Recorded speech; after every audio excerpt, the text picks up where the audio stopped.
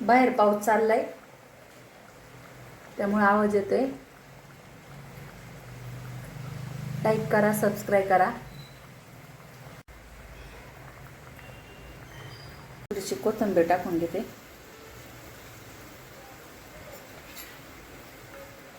ह्याच्यामध्ये दिसत नाही पण भाजी खूप छान झालेली आहे. का लाल जरा दिसते पण ह्याच्यात दिसेना मोबाईलमध्ये. घट्टही झालेली आहे.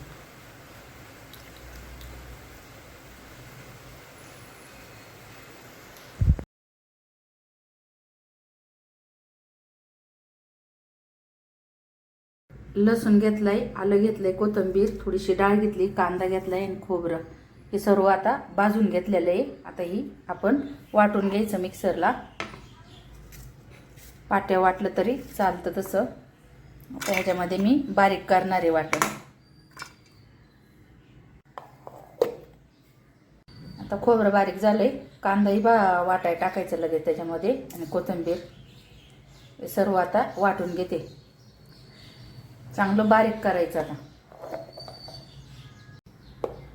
असं बारीक वाटून घेतलेलं आहे. आता लगेच तेलही टाकले, तेल तापले. आता आपण वाटण टाकू भाजायला. चांगलं भाजून घ्यायचं. हळद टाकून घ्यायची थोडीशी, आपण आधी नव्हती ना टाकली. आता आपण जसं तिखट लागते तसं मसाला टाकून घ्यायचा. काळं तिखट गारसाचे तोही चांगला परतून घ्यायचा. आता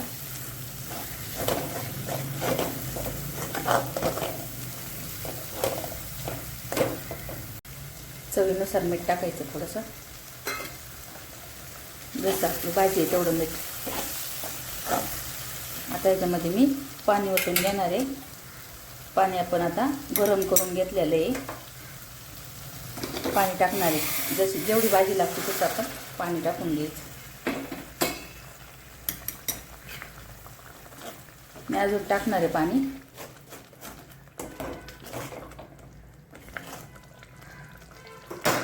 आता अजून पाणी गरम करून ओतते त्याच्यामध्ये.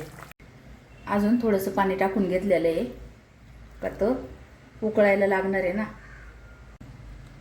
मटण मसाला आहे हाही थोडासा टाकून घेणार आहे. आता एवढा टाकायचा. थोडी पहिला आपण घरचा मसाला टाकला होता आणि आता थोडासा मटण मसालाही टाकला. ह्याला उकळी आली की मग आपण अंडी टाकून घ्यायची त्याच्यामध्ये फोडून. आता ह्याला उकळी आली की आपण अंडी ह्याच्यामध्ये फोडून टाकायची. उकडली नाही आहे.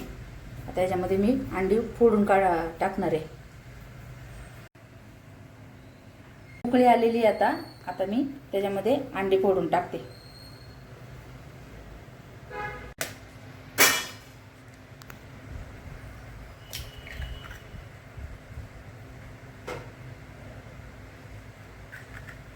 अशी अंडी फोडून टाकायची त्याच्यामध्ये.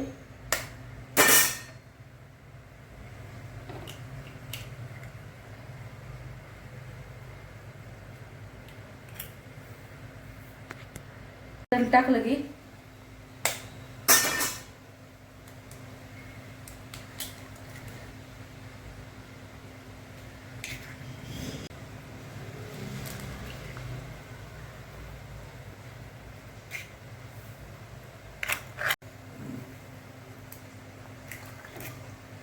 आता याला हलवायचं नाही, लगेच असंच ठेवायचं. हलवलं की ते सगळं गाळ होईल ना.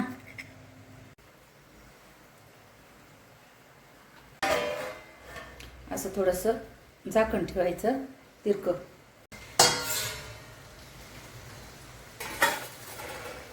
झालं का पाहू आता. नका किती छान झालेलं आहे. असं पलटी करायचं 5 मिनिटांनी.